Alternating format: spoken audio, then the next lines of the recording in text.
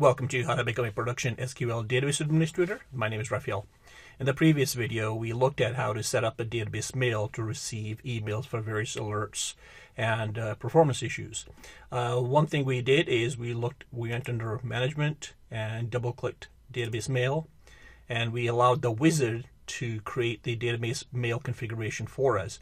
And as you can see, we went next and set up an account, so on.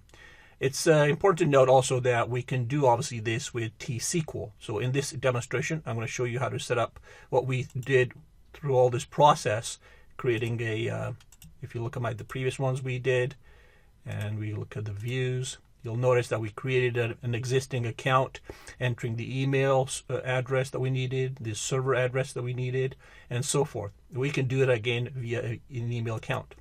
Now, obviously here is the script that I'll provide for you. If you want to obviously copy paste this, you'll have to make some adjustments. Obviously, in order for database mail to work, we have to enable database mail for this instance, and I showed you how to do that using the Sprock SP configure. And again, we went through this in a little more detail in the previous video, so I'm not going to spend too much time. But this is obviously in order to initiate the database mail, you have to set it on, and we went through that process. Then obviously you will create the database mail account, and this is the screen I just showed you. So you will punch in the account name, description, email address, display name, and obviously the mail server. In our case, it's smtp.live.com. Yours will obviously be the exchange address. One thing you'll notice, I've commented out reply to address. I did not add that. For some reason, when I was trying to initially enter that, I was having issues, so I omitted it, and it seemed to work. So you may want to just fiddle around with that. Obviously, then you have to create the profile, and we created a default profile also, so you can call it whatever you wish here and change the name here. We'll have to add the account to the profile, and again, ours is SQL to the default public profile. And then obviously you give access in the MSD database. So all this, the previous video where we went through the wizard, obviously this is what is the Sprox that is executing in the background.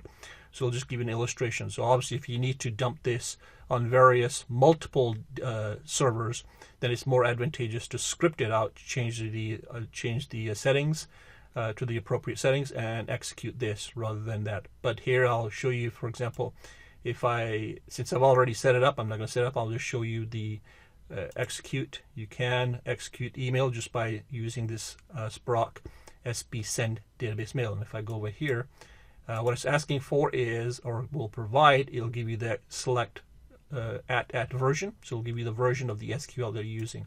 So if I go here, and there it is, and if I double click it, you'll see that I get the version of my SQL.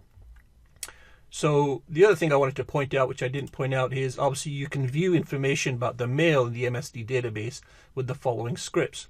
So make sure you use MSD database. We're already set there. And obviously if you want, now these are the select statements that you can use. The sysmail server, sysmail all items, sysmail items, and so on. So if I highlight this and execute it, you'll see that I can get information about my database system here. So you got the account ID, the server type, SMTP, obviously the server name, the port that we use, the database email, and so forth. And obviously if I continually select, it'll give you more information. And you can go through this one by one, slowly, looking at various things that are relevant to you. But obviously the sent items and the unsent items, obviously. And when I was obviously trying to set it, I was setting up test emails, and I did have failed emails because they would not respond to my setup. So obviously I've got that recorded also. And obviously we have the SQL sysmail log that you can look at. The other way obviously you can look at that is double click it. You can just go right click and go view database mail log, and you'll get this similar information here. So you can view that through a select statement. So I just wanted to point that out, that this is an important aspect that you can script out, as you can script out virtually anything. But this is a convenient way of setting up a database mail, both using the GUI and now the script. So I just wanted to point that out, and this is obviously the way I will do it. Once I've got these set up configurations, it's easy to script it out. And these are important select statements so you can monitor your database mail progress and issues.